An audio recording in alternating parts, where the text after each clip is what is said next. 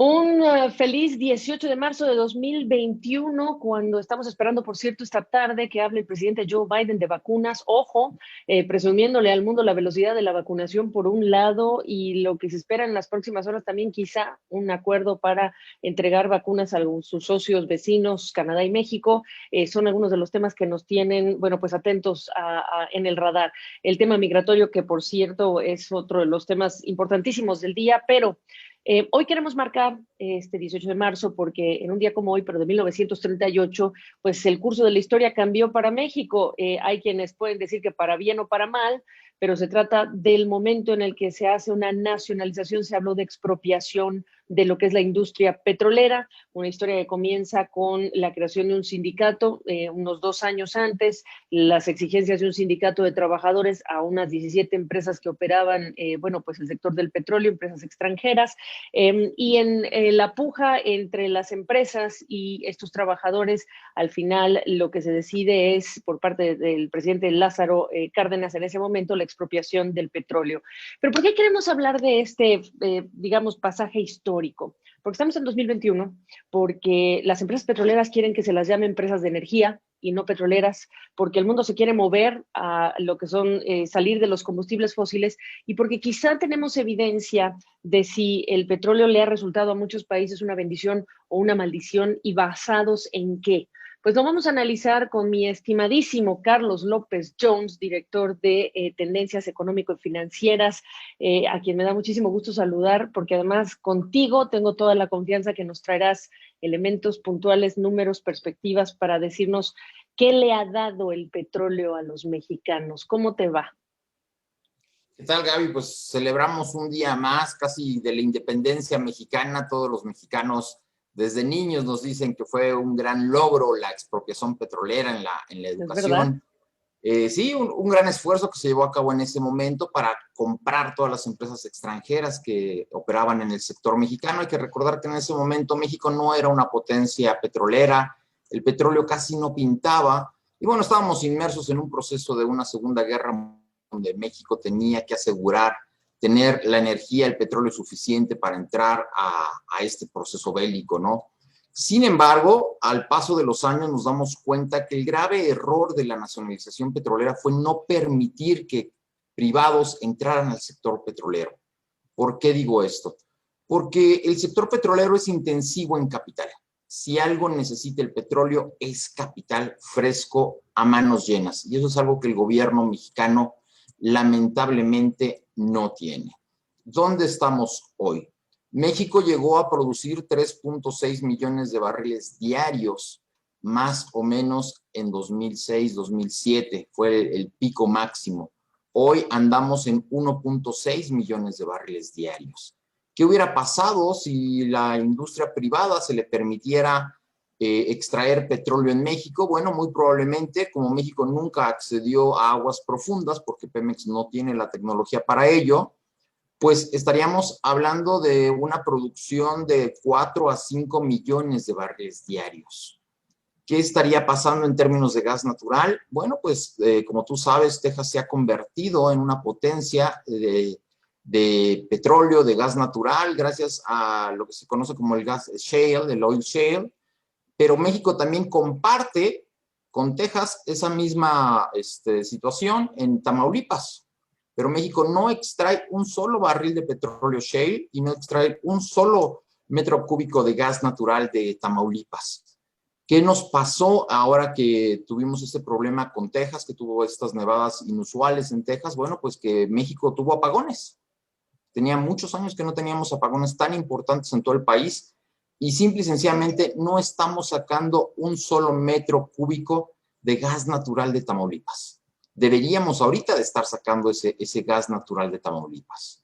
Y bueno, por no hablarte de refinerías. Estados Unidos tiene ahorita 105 refinerías en operación, México solamente tiene 6 refinerías. Deberíamos de tener por lo menos 15, 20 refinerías. Y lo más importante tal vez a futuro es 115 mil millones de dólares, 115 billones de dólares de una deuda que tiene Pemex y que realmente no sabemos cómo le va a hacer Pemex. Ya es claro que Pemex no la puede pagar, la tenemos que pagar los contribuyentes. tenemos que pagar la deuda de una empresa, imagínate. Me dejaste muchísimos temas. Decirte entonces, para empezar con el tema del petróleo, que se expropió, pero se expropió sin reconocer que se necesitaba en algún momento abrir a la participación privada, porque luego decimos extranjera y se sesga esta conversación y lo último que quiero es que se sesgue de manera inmediata, porque de lo que estamos diciendo es, el gobierno no tiene todos los recursos, necesitas, ¿de dónde vas a sacar? Pues del sector privado, poniendo las reglas. Y recientemente apenas pudo el sector privado entrar a todas las áreas relacionadas con la extracción de petróleo, Carlos, para que la gente entienda también que tuvimos una reforma ya muy tardía, y cuando digo muy tardía es porque México se perdió del beneficio del auge en los precios altos del petróleo, lo recordarás muy bien. Sí, México después de 1938 no permite que nadie entre al sector petrolero.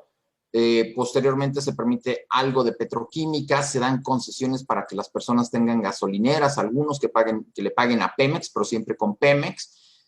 Y finalmente en 2014 se lleva a cabo la reforma energética. Sin embargo, la reforma energética no le permite a las personas extraer del suelo. Lo que la reforma energética en México permite es que el gobierno decida qué bloques va él a subastar. Y quien pague más dinero en la subasta se lleva el bloque y además se compromete a pagar hasta el 70% de sus utilidades. No es como en otros países donde yo digo, pues yo soy dueño de tal rancho y estoy seguro que abajo hago un pozo y obtengo petróleo. No, así no funciona en México. Entonces, ¿qué pasa a partir de 2018? Que la nueva administración decide que no se van a llevar a cabo nuevas subastas petroleras.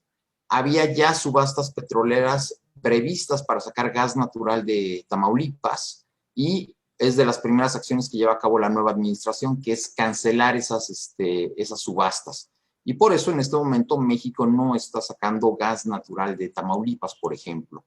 En México hay 12,000 gasolineras, lugares donde uno puede ir a cargar gasolina. Deberíamos de tener más o menos entre 25,000 y 30,000 gasolineras en este momento. En los últimos 4 o 5 años, a partir de esta reforma que sí le permite a los extranjeros tener sus propias gasolineras en México, pagando impuestos muy altos, el 40% más. En México, más o menos, para que tu auditorio tenga una idea de dónde estamos pagando por galón $3.75 por galón de gasolina en México. La inmensa mayoría es importado y el 40% de ese precio se explica por impuestos por contaminar, lo cual a mí me parece una muy buena, es una muy buena medida pagar por contaminar. Me da gusto pagar impuestos por contaminar, creo que es una buena medida. Sin embargo, la inmensa mayoría de la gasolina que se vende en México proviene de Estados Unidos porque platicamos, tenemos muy pocas refinerías, únicamente 6, son viejas. Cada refinería mexicana ocupa a 3,000 personas en promedio. Refinerías en Estados Unidos del mismo tamaño ocupan a 300 personas únicamente. Y eso es porque por la falta de dinero, México no ha construido refinerías en los últimos 50 años. ¿Cuánto se tradujo esa expropiación petrolera y los orígenes que derivaron en la expropiación petrolera, que por eso los traigo y los expliqué al inicio, llegaron para quedarse? Y me refiero a los valores del tema de los sindicatos, los derechos de los trabajadores. ¿Cuánto no se acomodó en un centro que fuera equilibrado para los trabajadores, equilibrado para que se sostuviera la estrategia, si es que se puede hablar de estrategia? Porque lo que está claro aquí es que la estrategia fue nacionalizar, pero después la estrategia solamente parece abarcar a un lado, que es el petróleo, pero ni siquiera abarcado como estrategia energética durante muchos años, hasta 2014 quizá, el tema del gas natural, etcétera, etcétera. Pero ¿cuánto en particular este concepto que deriva en la expropiación ha afectado, ha estado presente en la estrategia? Bueno, yo te diría que al ser un monopolio Pemex y México estar cerrado también a las importaciones durante muchos años del sector petrolero, siempre que el sindicato petrolero decía me voy a huelga, pues el país se paraba. O sea, no podías darte el lujo de que el sector petrolero mexicano se parara. Lamentablemente, al no tener una gran cantidad de recursos en el sector petrolero, México no ha invertido en almacenamiento. México solamente tiene almacenamiento de gasolina para 3 o 5 días, dependiendo del estado del que estemos hablando. Y en el caso de gas natural ya nos dimos cuenta que no tenemos nada de almacenamiento. Ya se empieza a trabajar un poco en almacenamiento de gas natural, pero la verdad es que México nada más tenía lo que había en los tubos, ¿no? De gas. Entonces, lamentablemente, el Sindicato Petrolero Mexicano pues ha hecho lo que ha querido con la empresa, porque en el momento en el que Pemex se fuera a una huelga, que nunca ha pasado, también hay que señalarlo, bueno, pues lo que obtenía era un país cerrado y a sus pies e hincado. Lamentablemente, el gobierno mexicano ha tenido muy mala relación con los líderes petroleros en turno. Esto es, mientras ellos han hecho lo que el gobierno ha querido, pues no ha habido problemas. Pero recordemos que, por ejemplo, a la quina hubo que sacarlo con el ejército, después de que la quina dijo que iba a apoyar a otro partido que no era el partido que finalmente ganó las elecciones. Hay que recordar que de los contratos más importantes del país en términos de trabajadores está el sector petrolero, precisamente, con grandes prestaciones. Y en este momento, los activos de Pemex, para darte una idea, son de 100,000 millones de dólares. Sus pasivos totales son de 200,000 millones de dólares, de los cuales, como te platicaba, 110,000 es deuda, pero hay 90,000 millones de dólares, 90 billones, que se le debe a los trabajadores de futuras pensiones. Imagínate de qué tamaño son sus pensiones para deberles esa cantidad de dinero. Imagínate lo hipotecados que están los contribuyentes mexicanos, ¿no? Para que nadie crea que eso es un mundo aparte, cuando en realidad cuando estamos hablando de un Pemex o de un sindicato de una empresa como Pemex, pues, y endeudadísima, la más endeudada del mundo como petrolera, y una de las más endeudadas como compañía, pues imagínate lo que estás diciendo en este momento, Carlos. No quiero cambiarte rápidamente de tema dentro de lo que estamos hablando, Carlos, pero me parece importante una cosa que dijiste que no quiero que se me olvide. La cantidad de refinerías que un país como México debería tener no comparativamente. Entonces, ¿es buena idea tener la refinería que está construyendo el presidente? No, no, lamentablemente ya llegamos tarde. La reforma de 2014 le permite a los privados, ahí sí, poner su refinería, pedir permisos y construir su propia refinería. ¿Por qué nadie lo ha hecho? Porque ya todo el sector privado está viendo que el mundo se está yendo hacia los autos eléctricos. El próximo 22 de abril se va a llevar a cabo en Estados Unidos esta reunión por el planeta. Se espera una gran cantidad de países asistentes. Y bueno, lo más importante es que se le va a dar un gran impulso a la transición energética, donde hay dos sectores muy importantes. La producción de electricidad, que lamentablemente en México todavía se lleva a cabo una parte importante con combustóleo, es un derivado de la refinación. Y por otro lado tiene que ver con la electromovilidad, es decir, dejar atrás los autos a gasolina para pasar a autos eléctricos. Varios países ya han dicho entre 2030 y 2035 dejo de vender autos a gasolina. Varias marcas automotrices han dicho el futuro es la electricidad. Sin lugar a dudas hacia allá vamos. Entonces no, lamentablemente la refinería de Dos Bocas en Tabasco que en este momento se está construyendo y que podría entrar en operaciones entre 2024 y 2025 no va a ser rentable. Podría en un momento dado ayudar si se decide que hay 2 o 3 refinerías mexicanas ya muy viejas que ya no deben de operar y decir, bueno, pues vamos a cerrarlas y que eso sea parte de la transición mexicana. Pero como te comentaba, si Dos Bocas se hace bien, va a requerir 300 personas y las otras 2 o 3 refinerías todavía operan con entre 3,000 y 5,000 personas. De ese tamaño es la baja competitividad y la baja productividad de nuestras refinerías. Oye, quería yo traer el tema de qué ha hecho el petróleo por los mexicanos más allá del sector de la energía. Podemos entrar de lleno al sector de la energía y nos quedamos ahí, Carlos, pero tu acumen y tus conceptos económicos me interesan en cuanto a la aportación que ha tenido el petróleo para la economía. ¿Cuánto realmente la lógica petrolera mexicana ha redituado en qué en términos de desarrollo? Tanto como que ahora tenemos un presidente que no sé si tú lo calificarías como un presidente petrolero o un presidente que en realidad tiene algunas obsesiones con el petróleo, pero realmente hasta ahí llega su descripción. ¿Qué me dices? Bueno, Antes de la pandemia, más o menos, Pemex aportaba el 7% del Producto Interno Bruto mexicano. Pemex es el principal contribuyente de las arcas nacionales, pero ahí hay un grave error. Si lo hiciera cualquier otra empresa, también esas empresas aportarían esa misma cantidad, ¿no? Es decir, y lo que es más, aportarían más. Hay un impuesto que se llama derecho de utilidad compartida, que es lo que te platicaba. ¿Cuánto me vas a dar a mi gobierno por la extracción de crudo? Actualmente está en el 70% de las utilidades, pero Pemex solamente le está dando en este momento al gobierno mexicano el 54%. Y es porque el gobierno le tiene que inyectar dinero a Pemex, que no es competitivo con el resto de las otras compañías. Sí, Pemex ha sido un gran aporte en cuanto a impuestos al gobierno mexicano, pero si hubiéramos permitido que otras empresas también entraran al sector petrolero, pues muy probablemente esa aportación hubiera sido el doble o el triple. Lamentablemente, México, por tener estos recursos petroleros, ha dejado otros sectores importantes, ha reducido su contribución. México es el país de la OCDE que menos impuestos recauda. Entonces dijimos, nos confiamos los mexicanos tenemos ingresos petroleros, no necesitamos otro tipo de ingresos, no necesitamos pensar en mejorar nuestro sistema tributario. Resultado, bueno, pues únicamente ahora tenemos Pemex.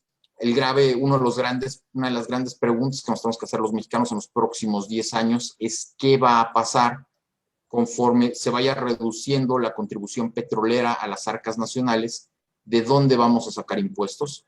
Ya en este momento se habla de una nueva reforma fiscal para México en 2022 y eso va a tener que ser cada sexenio, es decir, cada sexenio la gran pregunta del presidente que llegue va a ser ¿de dónde saco impuestos para compensar lo que voy a perder por el petróleo?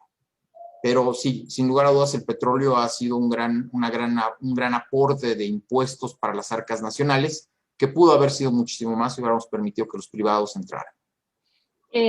Despidiendo esta conversación, Carlos López Jones, en el Día de la Expropiación Petrolera, preguntarte, dentro de lo que estás hablando, la próxima reunión cumbre a la que invitó el presidente Biden, la presidenta de México, está muy cerca del Día de la Tierra, por cierto, muy cerca del Día de la Tierra. Tienes países, como dice Carlos López Jones, aquí hablando de 2030, naciones europeas y otras. Y México tiene empresas de esas mismas naciones que tienen esos compromisos como empresas para con sus sedes, con sus países, pero tienen operaciones en países como México en donde estas cosas pues están desdibujándose por esta estrategia. ¿Qué anticipas ocurra en una reunión como la del 23 de abril en términos de la visión del gobierno federal mexicano en términos de energía o esta situación de ver al petróleo como la punta de desarrollo de México nos está sentenciando a qué escenario? Realmente complicado. Curiosamente, creo que una parte importante de ese escenario el día de hoy se va a definir, hoy 18 de marzo, con el tema de las vacunas. Es decir, Joe Biden podría decirle al gobierno mexicano, es momento de que negociemos vacunas por petróleo, ¿no? Yo te doy vacunas a cambio de que te comprometas a descarbonizar lo más pronto posible tu economía. Sin lugar a dudas, México va a llegar al Día de la Tierra diciendo que los países grandes son los que más han contaminado y que lo que México contamina realmente es muy poco, pero creo que la visión del presidente Biden va a ser la misma que en su primera reunión con el presidente mexicano, que le dijo, nosotros no los vemos a ustedes como menos, los vemos como iguales. Es decir, queremos el mismo compromiso que tengamos nosotros, que ustedes lo lleven a cabo. Seguramente México va a decir que el futuro de la energía nacional se centra en las hidroeléctricas. Eso es un grave error, porque las hidroeléctricas cuando no tienes agua no funcionan y cuando tienes mucha agua tampoco deben de funcionar porque entonces inundas las tierras aledañas. Entonces las hidroeléctricas no son el futuro de la energía renovable, pero bueno, eso yo creo que va a ser el discurso nacional. En este momento, como sabes, estamos enfrascados en una lucha legal contra una contrarreforma eléctrica que busca reducir la operación de la iniciativa privada otra vez, ¿no? Volvemos a cometer el mismo error. El sector eléctrico es intensivo en capital y lo que estamos haciendo es diciéndole a los privados, no entren al sector eléctrico, Y bueno, lo que vendría si no lo hacen, pues son apagones. Simple y sencillamente México no tendría los recursos suficientes para dotarnos de la energía suficiente y entonces pues hay que llevar apagones, no habría otra opción, ¿no? Sí, creo que México entra y va en contra del mundo en este momento, porque la tendencia global son las energías limpias y una tendencia muy interesante que estamos viendo en las grandes petroleras del mundo es que están entrando al sector eléctrico. Es decir, están diciendo mi negocio no es el petróleo, mi negocio es la energía. Están haciendo grandes compras de parques eólicos, de parques solares. Podría ser incluso un buen momento de pensar en decir, bueno, es el momento de pensar en una sola empresa de energía en México. Unir a Petróleos Mexicanos con la CFE y, claro, permitir que la iniciativa privada trabaje de la mano en el sector energético para entonces sí tener un sector energético mucho más fuerte en México, que lo necesitamos si queremos crecer. Porque eso también es importante señalarlo, Gaby.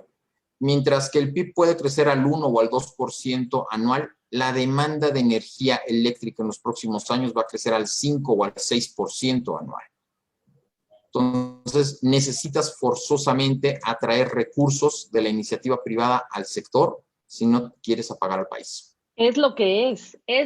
Se necesita en sectores intensivos en capital, se necesita porque el gobierno no tiene todo el recurso, eso lo tiene que entender hasta el más recalcitrante defensor de políticas de gobierno en las que no está el sector privado presente. Es que ese es el punto y lo ha sido incluso hasta en el tema de las vacunas. Tenemos países que nos hacen el contraste, países que tienen cadenas de farmacias activas, que tienen estadios y que tienen operadores de tantas otras cosas colaborando en situaciones tan críticas como la pandemia. Bueno, pues ahora lo que se nos viene es esta otra situación crítica que es en el asunto de las energías. Y quien crea que no nos va a pegar, recuerden ustedes que hasta los fondos de pensiones están revisando en qué están invirtiendo sus carteras y dentro de esas revisiones para sacar aquellas compañías, países, instrumentos o activos que están relacionados con, digamos que los combustibles fósiles. Así está pasando y aquí, aunque cerremos los ojos, esa es la película que nos estamos encontrando cuando los volvamos a abrir.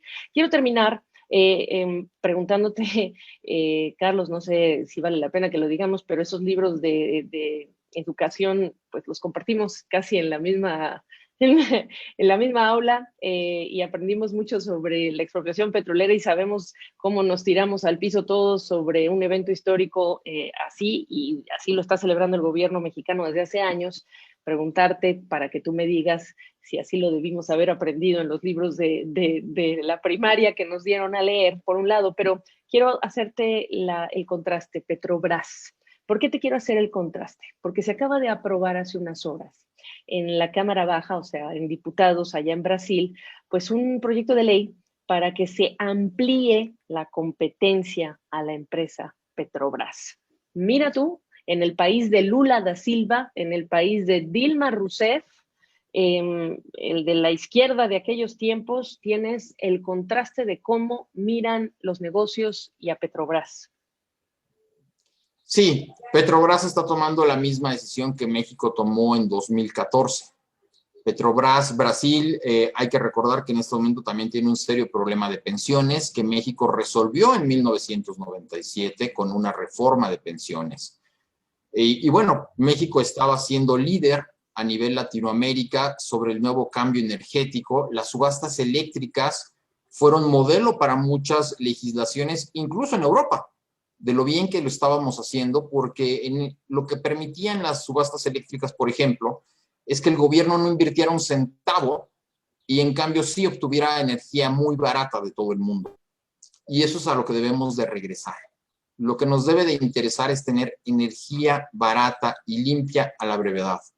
Qué bueno que mencionas el Día del Planeta. Creo que es fundamental que todos los mexicanos entendamos que si no descarbonizamos nuestra economía, estamos en serio peligro de perder lugares como Cancún, como Holbox, como Veracruz, como el mismo Tabasco por las inundaciones que se pueden venir si no detenemos el cambio climático. Es fundamental que descarbonicemos nuestra economía en los próximos 20 años y por supuesto que lo podemos lograr. Y Ojalá así que como sí. tenemos una gran cantidad de petróleo, que la inmensa mayoría se va a quedar enterrado porque el petróleo va a bajar de precio en los próximos años, también reconozcamos que tenemos una gran cantidad de radiación solar y una gran cantidad de aire y que podemos ser líderes de América del Norte en generación de hidrógeno verde. La energía en México y el futuro energético de México no se van a terminar cuando Pemex deje de operar, lo que deberá de pasar en los próximos 15 a 20 años.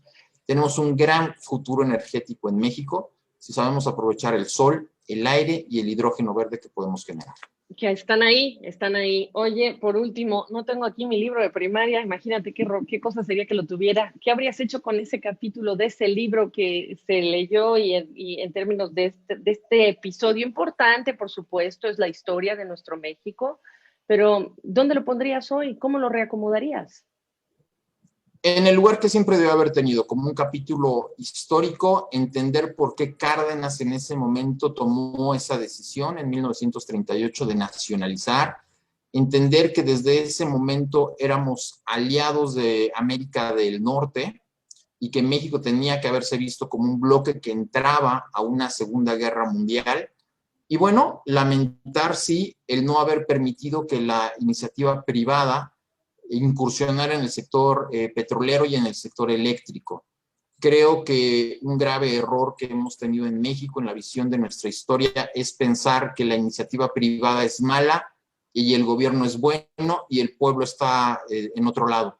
Creo que lo que debemos de ver en el siglo XXI es los tres unidos de la mano para competir y generar las mejores condiciones para el desarrollo de todos.